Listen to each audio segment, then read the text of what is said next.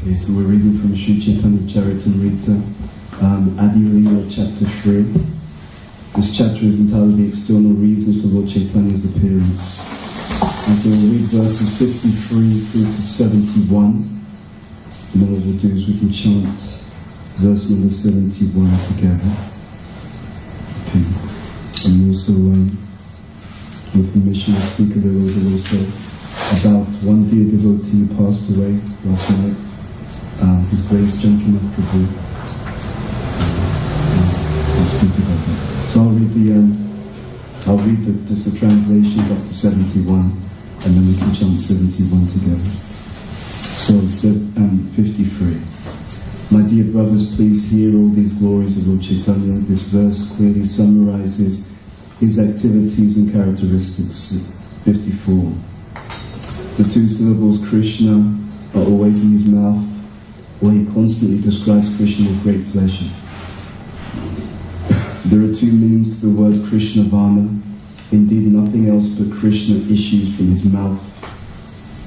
If someone tries to describe him as being of blackish complexion, the next adjective, Tvisha Krishna, immediately restricts him. His complexion is certainly not blackish. Indeed, his not being blackish indicates that his complexion is golden. By performing the sacrifice of congregational chanting of the holy name, learned scholars in the age of Kali worship Lord Krishna, who is now non-blackish, because of the great absurdity of the feelings of Srimati Radharani. He is the only worshipable deity for the Paramahamsas who have attained the highest stage of the fourfold sannyas. May that Supreme Personality of God, the Lord Chaitanya, show us His great causeless mercy. 59. One can vividly see his glowing complexion of molten gold, which dispels the darkness of ignorance. The simple life of the living beings results from ignorance. To destroy that ignorance, he has brought various weapons such as his plenary associates, his devotees, and the holy name. The greatest ignorance consists of activities, whether religious or irreligious, that are opposed to devotional service. They are to be known as sins, kamasa. Raising his arms, chanting the holy name, and looking upon all with deep love, he drives away all sins and floods everyone with love of Godhead. May the Supreme Personality of Godhead, in the form of Sri Chaitanya, bestow his causeless mercy upon us. His smiling glance at once drives away all the bereavements of the world, and his very words enliven the auspicious creepers of devotion by expanding their leaves. Taking shelter of his lotus feet, he invokes transcendental love of God at once. Purple. This verse is Dvitiya Sri Chaitanyastika, 8th in the Stavamala of Srila Rupa Goswami. 64. Anyone who looks upon his beautiful body or beautiful face becomes freed from all sins and obtains the wealth of love of Godhead. In other incarnations, the Lord descended with armies and weapons, but in this incarnation, his soldiers are his plenary parts and associates. Lord Sri Chaitanya Mahaprabhu is always the most worshipable deity of the demigods, including Lord Shiva and Lord Brahma, who came in the garb of ordinary men, bearing love for him.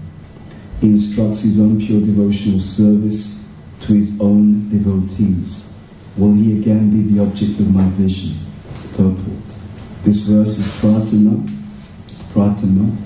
Sri Chaitanyastika 1, from the Stavamala of Srila Rupa Goswami. His plenary parts and associates perform the work of weapons as their own specific duties. Please hear from me another meaning of the word Anga.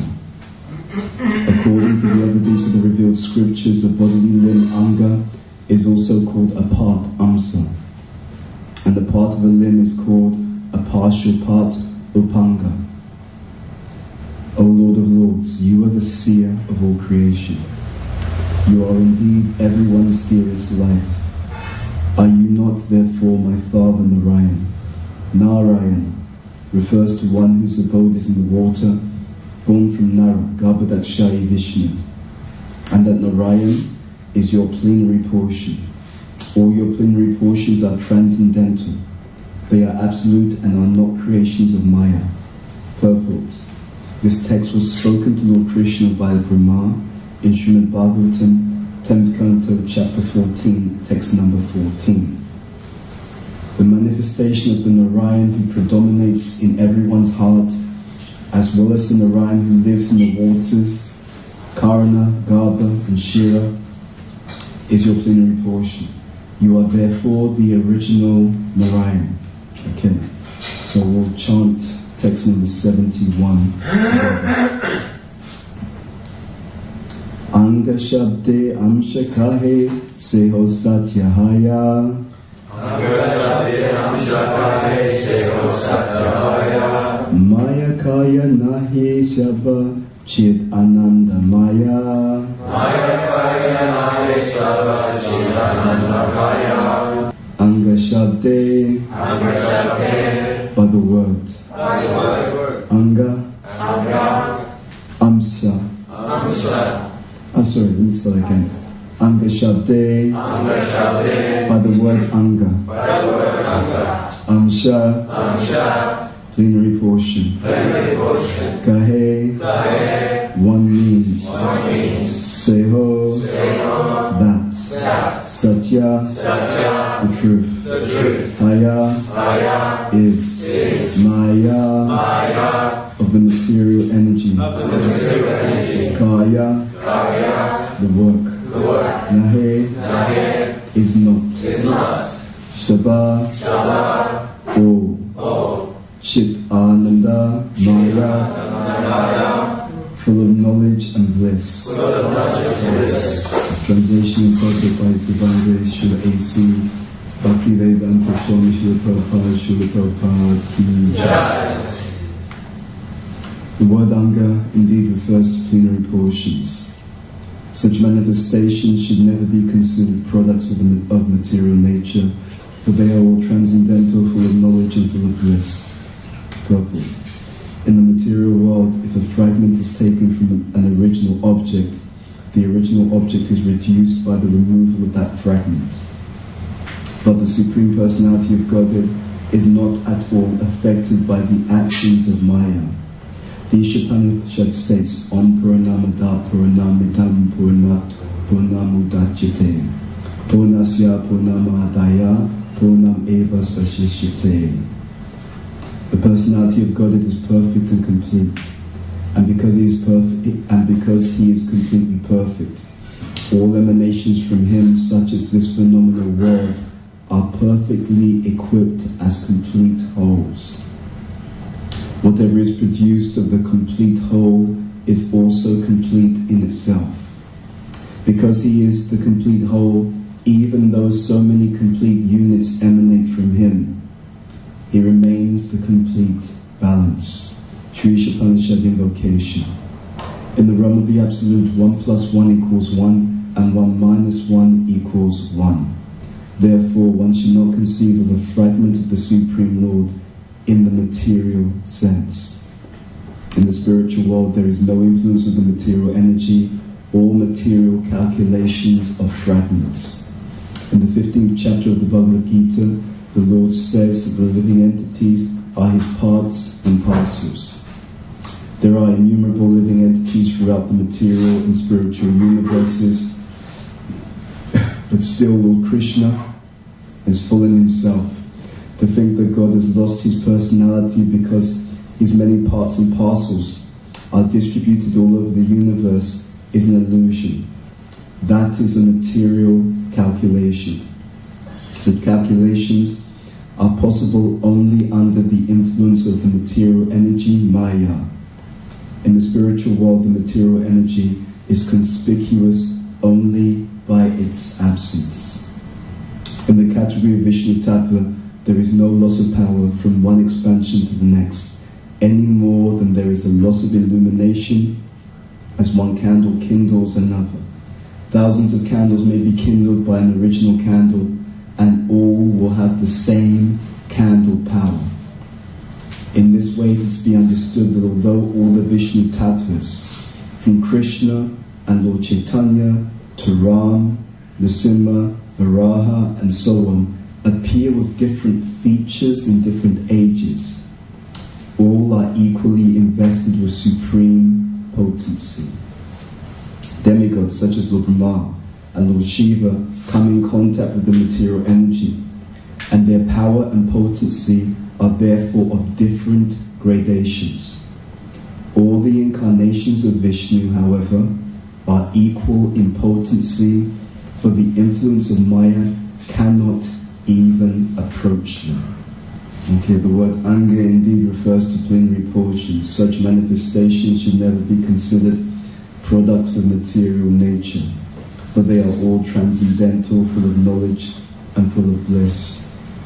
So this series of verses are really helping us to understand the position, the Tattva of Sri Chaitanya Mahaprabhu.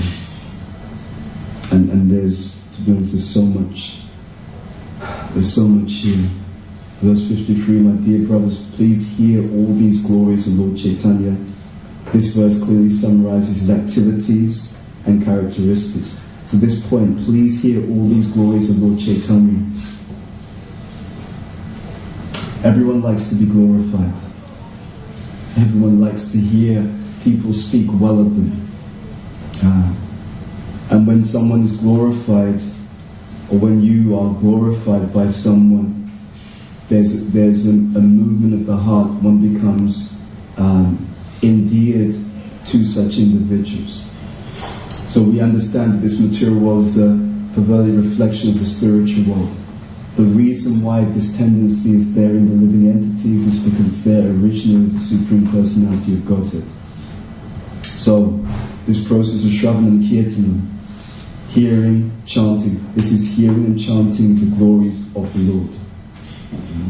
Even the holy name of the Lord is a glorification of the Lord.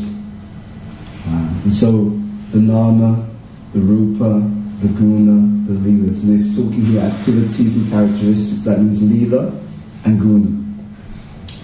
So all of these things are the medicinal process that we engage in every day. And as we do this, this is actually what causes us to come to our senses. And the next verse goes even more into that. The two syllables Krishna are always in his mouth. What does that mean? It means this is the example to be set.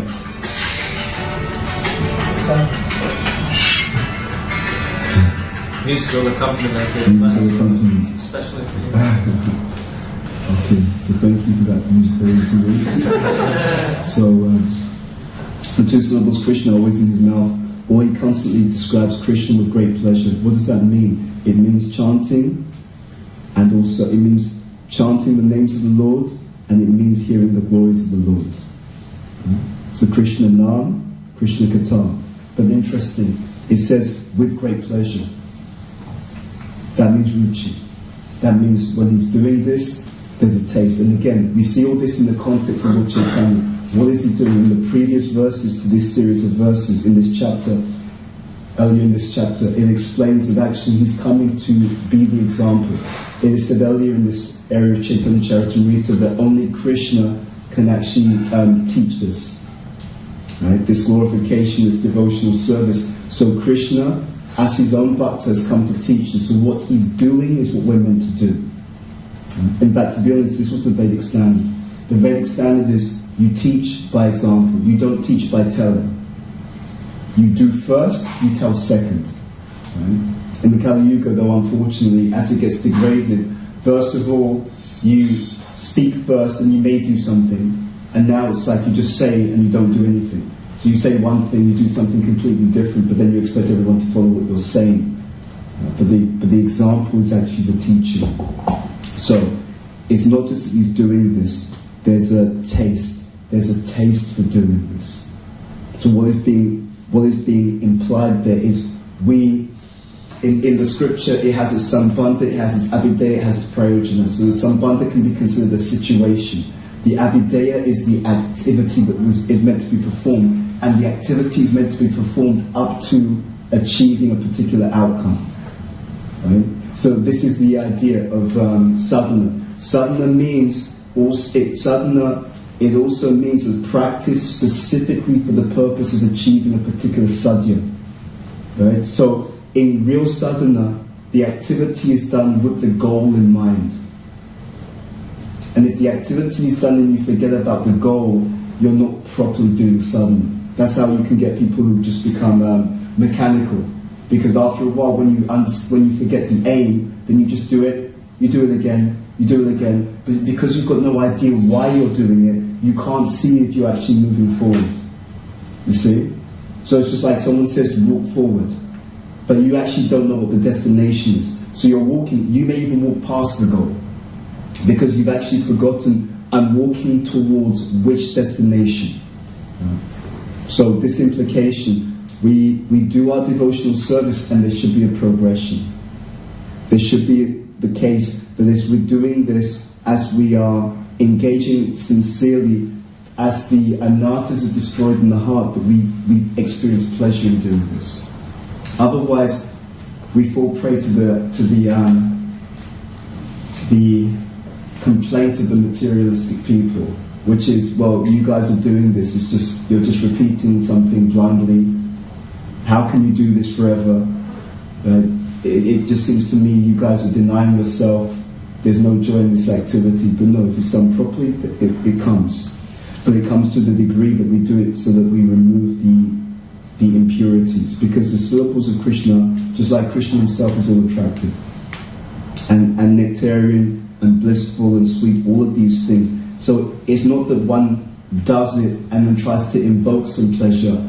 It is always pleasurable, except when we're in a conditioned state. Right? So the first stage of our spiritual practice is actually cleansing. Right? So we know these different stages, Shraddha, etc., etc. So the Anartha Nivriti, we're clearing away. So what does that mean? It means I'm clearing away the things that cause me to experience something which is inherently sweet as bitter. Right? And Prabhupada often give the example of the jaundiced person. So they eat something sweet, they don't experience it as sweet, but it does have that nature. So their lack of taste is not due to what they're experiencing, it's not due to the sweet, it's due to them. Right? So this is the point. Interesting, then the verses will go on to explain that these two meanings of the word Krishna Vana, indeed nothing else but Krishna issues from his mouth. These are two meanings of the word Krishna Vana. Vana also means category. Right, so he's actually in the category of Krishna, but his complexion is not blackish. Right? But his complexion is golden. Radha Baba Duty Savalitam. Why is it golden? It's golden because it's Srimati Radharani's complexion. But it's not just her complexion. Radha Baba Duty. So it's her mood and her luster. He's taken on both of those qualities. The next few verses will talk about the complexion, so 56, 57, and then verse 58, by performing the sacrifice of congregational chanting of the holy name, learned scholars in the age of Kali worship Lord Krishna. This is very interesting. First of all, you cannot achieve anything without sacrifice. So it's something to wrap your head around. If we want to engage in Krishna consciousness in a way that's progressive, what's actually happening in our process is Krishna will attempt to weaken our attachments so we can let them go. Right? So that's how it works. We are weakening our attachments to let them go because we have to give up something which is of a lower nature in order to receive something higher. Right? In order to receive a spiritual identity, we have to give up a material identity. Okay? In order to receive anything that Krishna wants to give, because what he will give is spiritual, we must be willing to let go of that which is material. And one of the greatest weapons in order to let go of those material things is the scripture. Prabhupada also explains that one will not be willing to make sacrifice unless one understands why. So therefore, one of the purposes or functions of these literatures of Prabhupada is to get us to understand there's no need to hold on to this. You can let it go because there's something superior that I wish to give to you. So it's also interesting that it says here, learned scholars in the age of Kali worship Lord Krishna. What the Sambandha again actually does is it gives you focus. So as one reads and meditates on the scriptures, it will cause one to, if they do it properly, it's not if you read, it's if you study. If you study the scripture, it will cause you to see everything in its proper position. That's what the actual study of Shastra has. It has a subtle effect on the consciousness. So what is study? Study means that when you read, you start to categorize. Okay, this goes here, this goes here. So this teaching goes here, this goes here. So what you're doing consciously, especially unconsciously, if you get into that mentality of studying, is you're simultaneously reorganizing the Shastra, the different teachings of the Shastra. When you do that, you're simultaneously, without knowing it, you're reorganizing various aspects of your own consciousness, and it starts to manifest in in the way that you live your life. You will notice that people who study regularly, their life is also more organized, because your actual way of living is reflective of your mentality. So if your way of life is very, very chaotic, it actually is a reflection of something which is still in a bit of a, let's say, chaotic way internally as well, right? So that's the difference between studying and just reading, okay? And the scriptures are like that because the different teachings will have different places.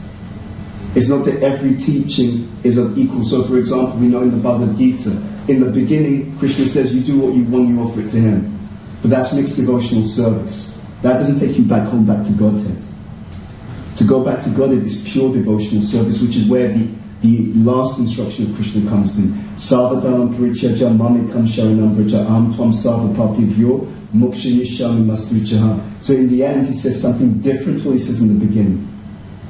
In the end, he says, abandon all varieties of religion, just surrender unto me.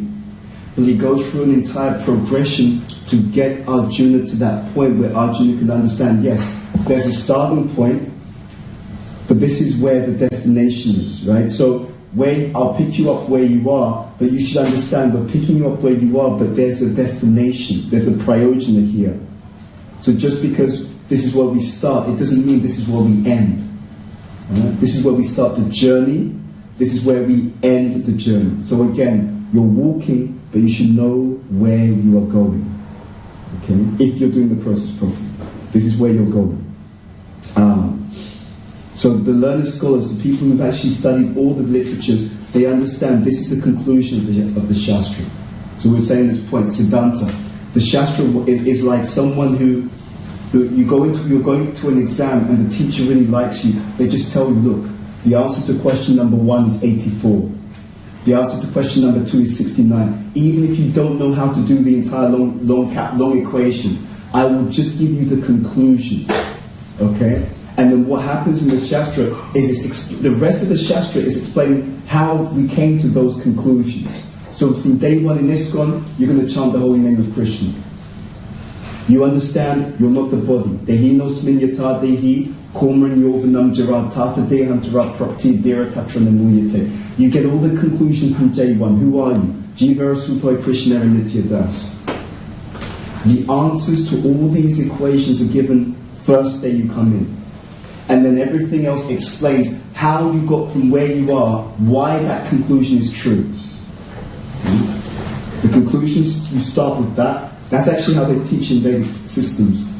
You start with the conclusion, then you explain how you got to the conclusion. Rather than, because it's a descending process. So this is the answer, and this is how we get to the answer. Why this is the answer. It goes in that particular direction. Let's see. In verses, so 59 and 60 is very interesting. One can vividly see his glowing complexion of molten gold, which dispels the darkness of ignorance. The sinful life of the living beings results from ignorance. To destroy that ignorance, he has brought various weapons, such as his plenary associates, his devotees, and the holy names. So the ignorance is, there's a difference between doubts and misgivings. So someone has a doubt. So there's something that they don't understand, but they want to understand, they're open. That's actually okay. The other thing is the misgiving. The misgiving is when I don't want to accept something that's true because of an attachment. Right? So sometimes you argue with someone, or you're trying to explain something to someone, and you can just see that they just don't want to let go of a misconception. Right? So it's not that okay, I don't understand something. That's one thing. That's a doubt. Okay, I don't understand. You give a reasonable argument. I can understand. Okay, but what's more difficult is I don't actually want to accept what you're saying. Even though what you're saying makes sense, but because I want to believe something else. So I don't want to be religious. I see you on the street chanting. I'm upset. Why am I upset? I'm upset not because of your chanting. I'm upset because you look happy. Right? And what's the issue of you looking happy? The issue that you're happy is that it creates a doubt in my mind that I'm doing the wrong thing. But I don't want to let go of my material way of life. You see? So what will I do in that case? Then I'm going to have to shoot down what you're doing so I can feel good about doing what I'm doing. Right? So that's a really bad situation. However, in his form of Lord Chaitanya, he's really attracting everyone. And there's an implication for us. We are meant to present the teachings in such a way that by the force of attraction, people become inspired to engage in something higher. It's very interesting, the psychology that Srila Prabhupada displays, and you can see it. It's a reflection of Sri Chaitanya Mahaprabhu's own psychology. So, when Prabhupada is designing, and when Prabhupada's statements about the Vedic planetarium, it's so interesting. He talks about taking inspiration from the buildings in different countries around the world, including St. Paul's Cathedral of all places, right? That inspiration, because he knows that if you do this, if you create a building like that in India, when the Indian people are looking towards the West, they have something which is a very unique structure in India itself. It will attract them. Prabhupada said, for us, we could just chant in a straw hut. He said, but who would come to listen? It is a function of the compassion of such a pure person, because he doesn't need to do it in a way that's attractive to us. Right? In fact, these Paramahamsas, they are submerged in ecstasy as a natural condition. That's a natural condition. And then they look upon the living entities, and this is really interesting. When they look upon the living entities, they see sometimes that the living entity seems to be suffering, right? They see sometimes the living entity also seems to be happy. But they see both things as a form of suffering. In the introduction to Nectar of Devotion, Prabhupada talks about Chapala Sukha. Right? So he says there is happiness in the material world, but it is Chapala Sukha. It is flickering happiness. So in the view of the Paramahamsas, and also in the view of anyone who has studied these literatures, you see that the very thing that is causing someone to be happy today, you can see this is the same thing that's going to cause this person intense suffering tomorrow. Right? So it is like, so in the view of the Paramahamsas, you see someone drinking something which is tasty, but you know it is a tasty but slow acting poison. So the person may even say to you, I'm fine, I'm drinking, I'm enjoying, but you know, yeah, I know that you think you're enjoying, but the thing that's giving you a short taste now is the same thing that's going to cause your entire body to suffer. So therefore, it's like, I don't want to get involved in any of that. Not only do I not want to get involved in that, but their view is that because I know that this is going to cause them to suffer later on, I'm trying to get them out of the situation in its entirety. That's the point. We're trying to, or rather Prabhupada, the pure associates of the Lord, are trying to move everyone out of this state of suffering. So in the next verse 61, the greatest ignorance consists of activities, whether religious or irreligious, that are opposed to devotional service. They are to be known as sins, kalmasa. Any activity that impedes, slows down, or distracts the living entities from devotional service is to be considered to be sinful. even if it's religious. Because you can do something which is dharmic, but if it's actually in the way of devotional service, because that's the only goal of life, it is considered that such individuals have wasted their time. And we all know, time is something that we don't have. So we got the news yesterday that His Grace Jankinath Prabhu, he passed away. And he was a very wonderful, some of you will know him, some of you will not know him. He was a very wonderful brahmachari, very sincere brahmachari, who was based at the manor, who was engaged in devotional service with a real quality, actually, a real quality to him. I remember several times his spiritual master, in his glorification of him, he emphasizes that this person is non-envious.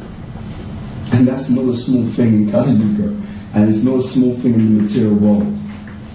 Even as devotees, that quality, that matsarya, it often is polluting the heart, and it's not easy to get rid of. I remember him many times, with great heart, engaging in devotional service, and also with a really, really good mood. It's interesting. I never ever heard him criticize devotees. I never once heard him criticize devotees. You see the way that he would interact with people. He just had to, and because of his qualities, he had a natural attractiveness. And I observed that on many occasions, whether with devotees, with non-devotees, that people just found him naturally attractive. And that has a lot to do with the quality of the heart of the individual. It's not something you can fake. You can sometimes see people that will use techniques to try and make people favourable. Right? Say the right thing, smile at them, flatter them, etc. And you can feel that it's superficial. But with this person, you could feel it came from a deep place. The way he interacted, his genuine desire to give to people, it had an unrestricted quality to it. So it's very, very rare to see that kind of quality. And unfortunately he passed away. His body had been experiencing cancer for some time. It was interesting. Some devotees went to see him on Thursday, and I was due to go, but I couldn't go for a particular reason. I was in contact with the carers. And so the idea was we would try and see him today. But then they replied and said that he's in hospital, so it's unlikely that it will happen on Sunday, but we'll let you know in future. But to be honest, we should also understand that story and that journey is the story of each and every one of us. And what will happen in more and more is Krishna will bring that reality home. It is a reality that we often don't, it's a reality we don't want to accept. You see, it's one thing to know something philosophically, it's another thing to accept it. I was speaking to some devotees, actually I'll just tell you, I was speaking to one devotee, and he shared with me a pastime. It's a pastime I'd heard before. It's a pastime I'd heard directly from Radha Maharaj. There was a situation with the plane, and there'd been an issue with the plane, so they had to do a crash landing. So I heard recently from one devotee, he was on the same plane with Maharaj. He was sitting next to Radha Maharaj. And it was interesting, he said that Maharaj was not disturbed at all. Right? So the plane, it hit the runway, and it was bouncing. Right? Except for doing an emergency crash. He said Maharaj wasn't disturbed. So he was the devotee who was sitting next to him, he was worried. But Maharaj wasn't worried. And I was thinking about that. What it means is that we will all have to leave in some way, shape or form. The person who truly accepts this is the person who does not waste time. Actually, that's not quite true. There's three things. If someone understands this, they don't waste time, they don't waste energy, and also they don't waste their consciousness. Because it's actually all three things. Right? What do I mean by that? So time is one thing, but if you have no energy, your time is not very useful. Right? You've all seen this sometimes. You're tired, you've got time, but because you're tired, you can't do anything. You're just there, and you're just kind of you're trying to recover from how tired you are.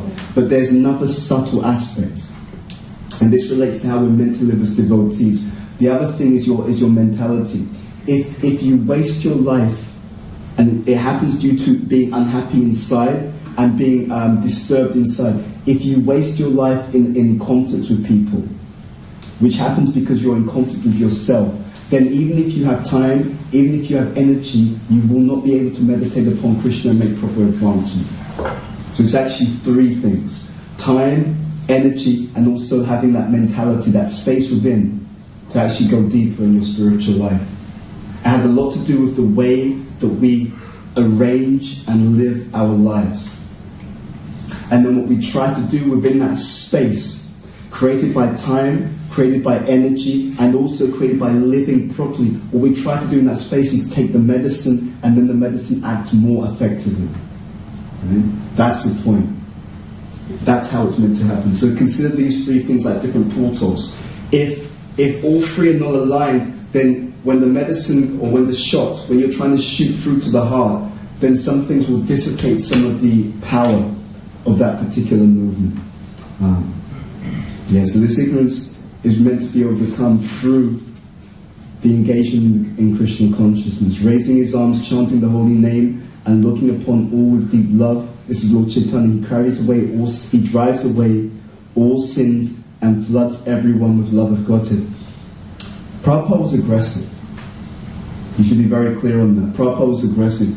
He wasn't just trying to offer Krishna to people if they happened to come by. He wanted to take the message to other people. Actually, what he wanted to do is put it in their face.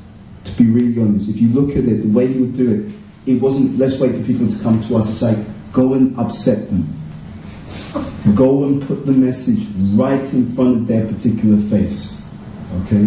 Of course, do it with as much purity and as attractively as possible.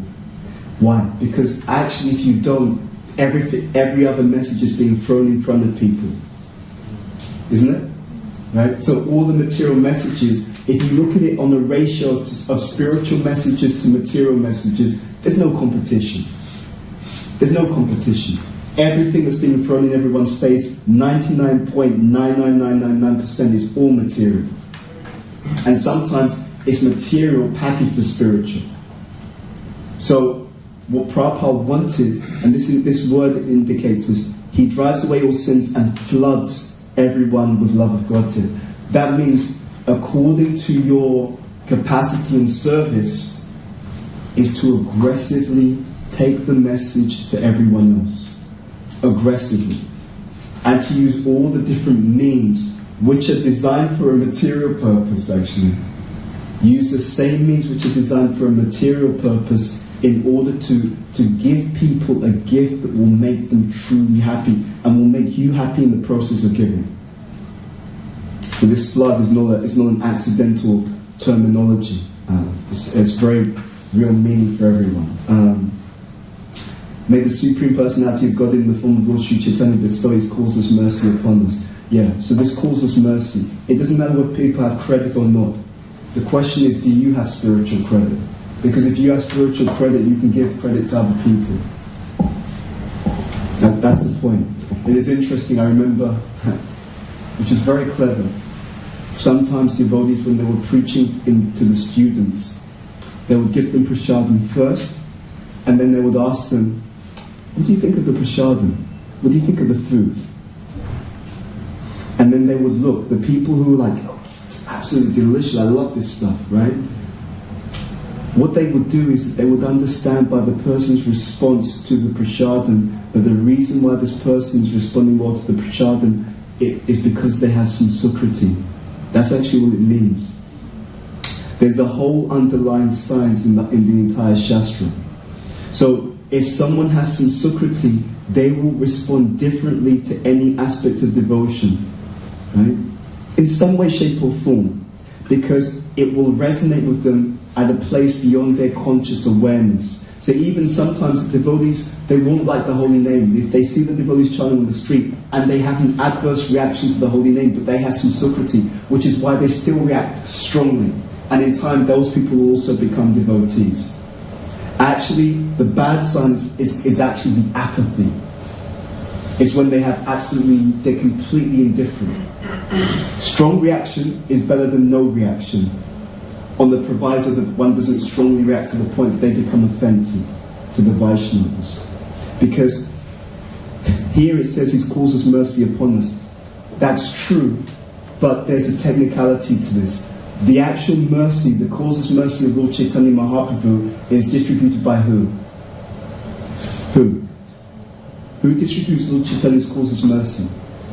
It's the devotees. He distributes it through you. That's the way it works. So you're the carriers, you carry His gift. And He reciprocates based upon who you designate to give that gift to.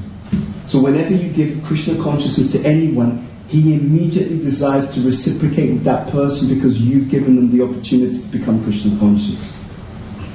That's actually how it works. He likes to be under the control of His devotees. He likes to please His devotees. He likes to make their word a reality. So when Prabhupada says this movement will go down in history as being the movement that saved the entire world, you should know that's definitely going to happen. If there's one thing that you can absolutely put your life on, is that Krishna will not fail to make the words of these pure devotees a reality. Right?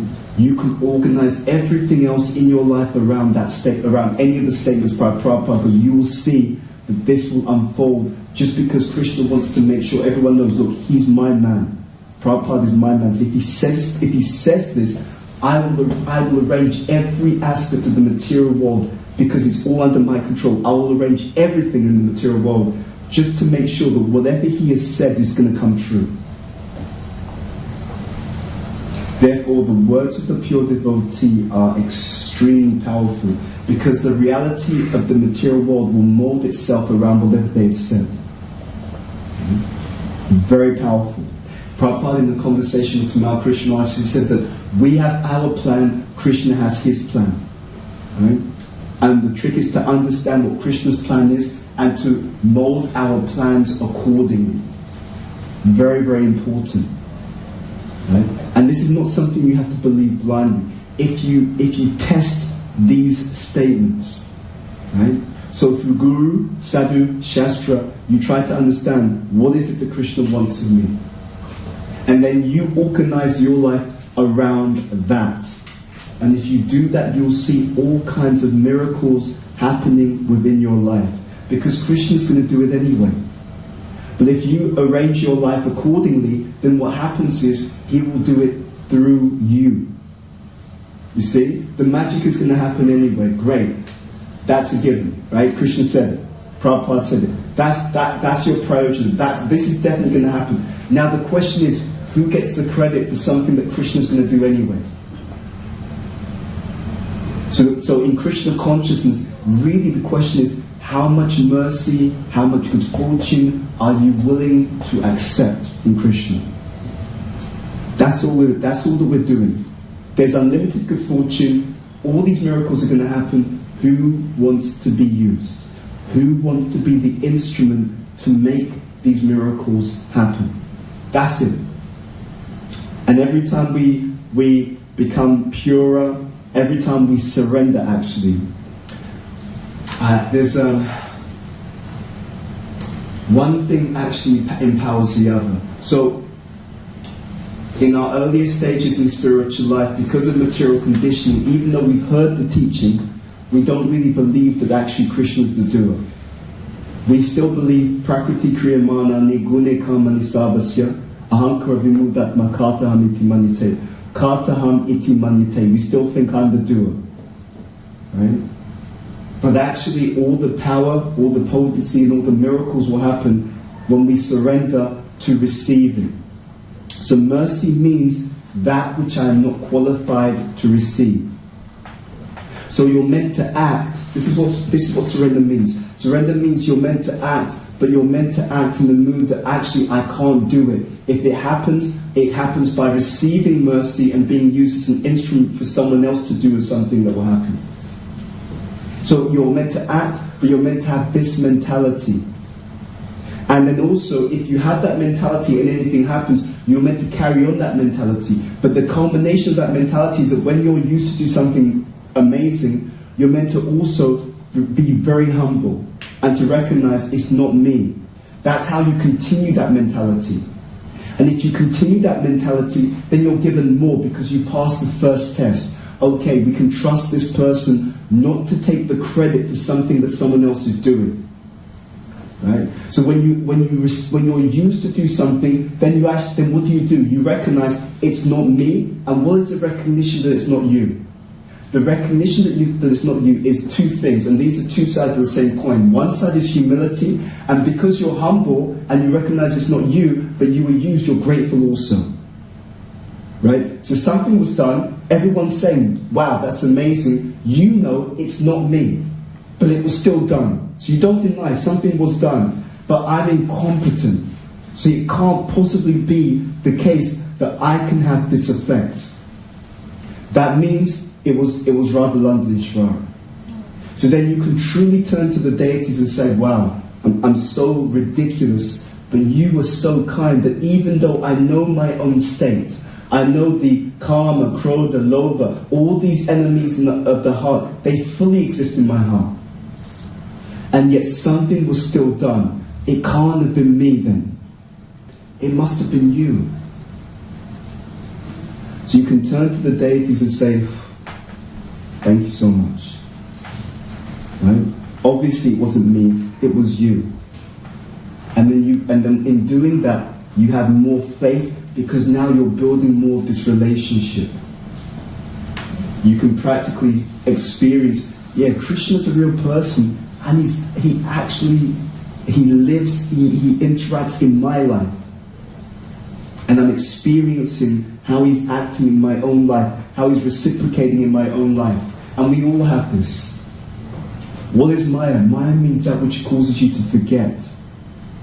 And how many of you, in your spiritual life, something was on your mind, and you came to class, and in the class, you heard an answer to your query or something, and you know, that's exactly what I was worried about or thinking of or needed an answer to. You just sat down, the person didn't know that was concerned, but in the class you just heard the answer. Anyone have had that experience? Raise your hands. Yeah. And this is the point. It's the remembrance.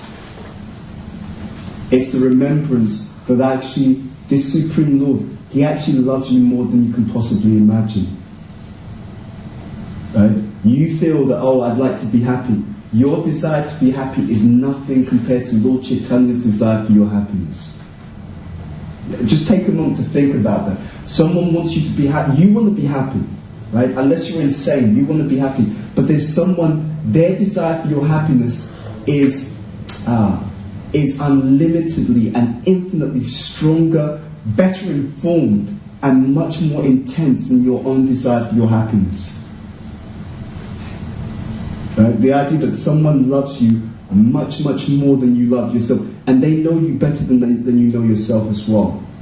So you think, oh, I've got some issues. They know all your issues, and it makes no difference.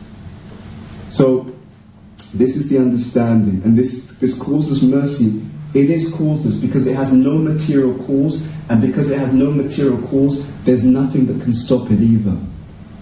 This unmotivated means that there's no material motivation. If something has no material impetus, it cannot be stopped by anything in the material world. In other words, if something is causeless, it means that that same thing is unstoppable. So imagine a train. The train is moving at lights at great speed, and it has there's no machinery, there's no type of brake, and there's no type of barrier that can stop that particular train from moving. That train, that is the mission of Sri Chaitanya Mahaprabhu. It is the unstoppable force. And to the extent that someone is aligned with that, you also become unstoppable. Let's see. I'll just say something from, we're almost at time, I'll just say something very quickly. relate to this last verse that we read in terms of the purple. The word Anga indeed refers to plenary portions. Such manifestations should never be considered products of material nature. So in the previous verse here, it is talking about Anga and Amsa. This is it, 68. According to the evidence of the revealed scriptures, a bodily limb, Anga, is also called a part, Amsa. This is why we can't do without spiritual life. Because you're part of someone. We say you're part of something. No, you're part of someone. We're part of someone. Mamai Vamso Jiva Loke. Mama Eva Amsa. My part and parcel. The living entities are my eternal part and parcels. We're part of someone. If you meditate on this understanding, it changes everything in your life. I'm part of someone else. I'm a tiny part of someone else. So if the person who I'm part of, if they're not pleased, if they're not satisfied, there's no question of me being satisfied. It really is like that. I'm part of Krishna, so my pleasure is his pleasure. His being satisfied is exactly the cause of my satisfaction. And when he's not happy with me, I'm not happy with myself. When he's not happy about the way I'm living my life, I'm not happy about the way I'm living my life. Meaning that I will not be happy. And it doesn't matter what I do. Because there's only one thing that goes beyond the barrier of the heart, and that is love of Krishna. That is actually devotional service. Everything else that you do externally, whatever stimulation you get externally, the stimulation will not cross the barrier of your heart. It won't go inside you. It will always be somewhat external to you. And it doesn't matter what kind of way of twisting and turning it. The reason why we do regulated devotional service and the reason why we regulate our activities is because when you regulate something, you're able to see that thing for what it truly is. And that is why when people have, for example, lots of material opulence, you'll often see they try and do it in different ways, because I tried to spend my money in one way. After a while I got bored, right? So I'm going to spend it in a different way, right? I'll try and I'll spend my money in a new way and see if that will make me happy. And because it doesn't make me happy, then I'll try and spend my money in a different way. So they're always trying to do it in a slightly different material way, because nothing is crossing the barrier. You see? And you can do that for lifetimes. And we have done that for lifetimes. Don't ever think that the materialists, they're materialists and we're not like that. We are like the materialists, by the way. Right? If you practice devotional service properly, the only thing you'll feel when you see people who are not devotees, all you'll feel is compassion. All you'll do is you look at them and you'll just see yourself. Oh, yeah, confused, yeah, like me. You'll just see yourself. There'll be no question of a kind of pride. You'll just look, you'll just think, yeah, I was exactly the same. And if someone hadn't told me, I would be languishing in the same situation. The same misconceptions, the same confusion. And what does that mean? In these previous verses, same misconception, same confusion means the same suffering.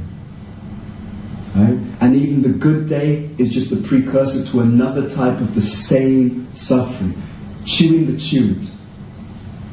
Right? You try and chew it in a different way because you want a different flavour. So you're going to chew it in a different way. But someone else will see this. You're just eating the food that you've eaten already.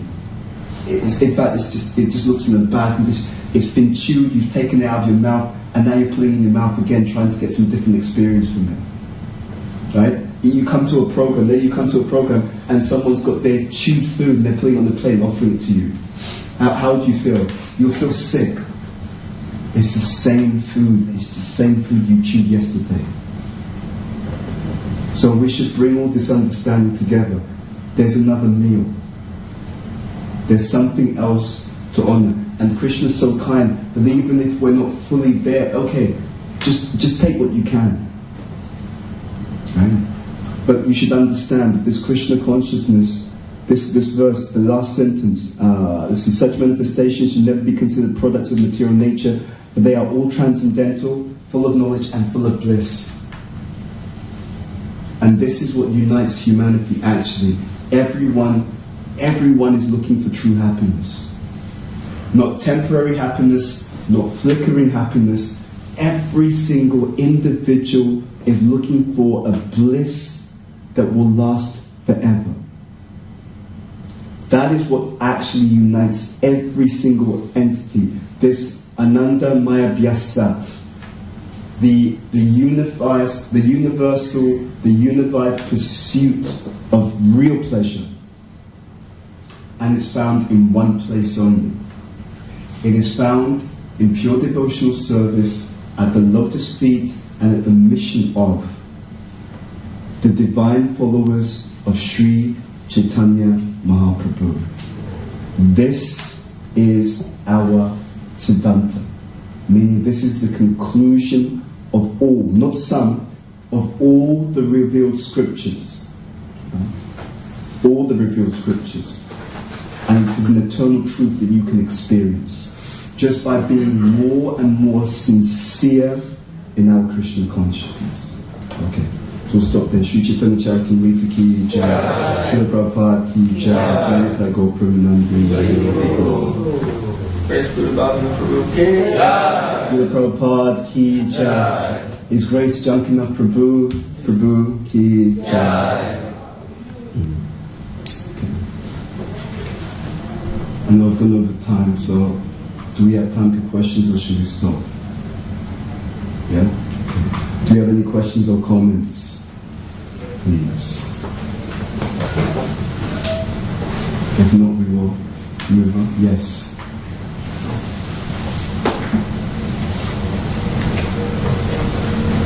Thanks very much for the class.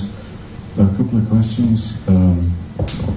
One about the verse of the answer. It was like Madhvacharya, that was two things, right? Dvaita. So how does that differ to what we follow? So say that again. How does it differ to what we follow? What specifically? Madhvacharya's Dvaita philosophy. Oh, Dvaita philosophy. Yeah, how does it differ to what we follow in Chaitanya movement?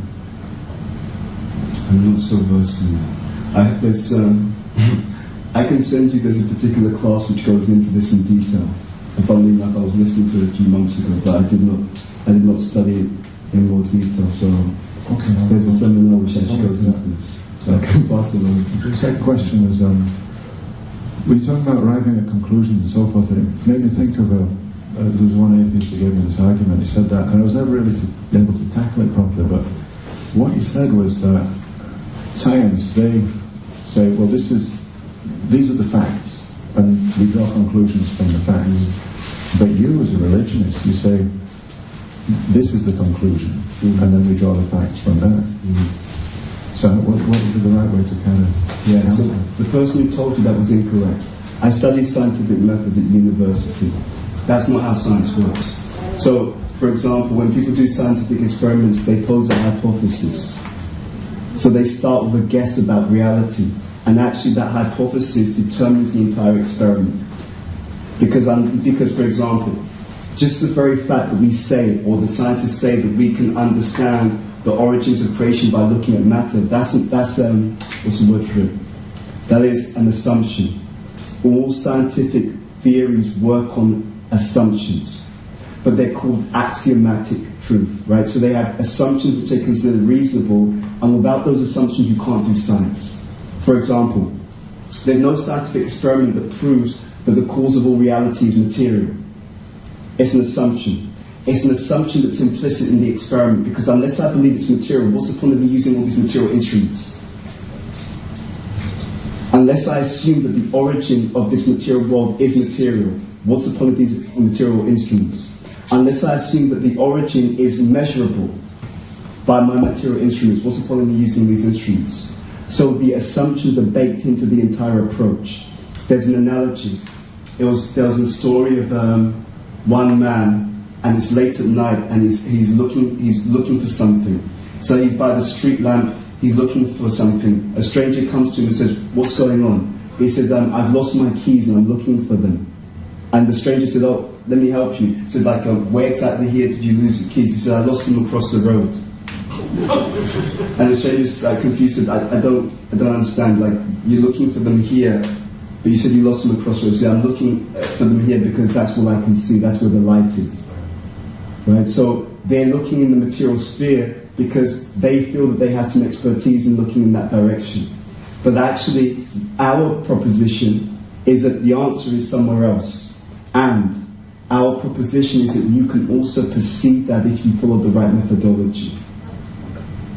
And so, Adhyatma Vidya Vidyana, Krishna says of sciences and the supreme science of self-realization. So it's an experiment, but it's an experiment through consciousness. Yeah?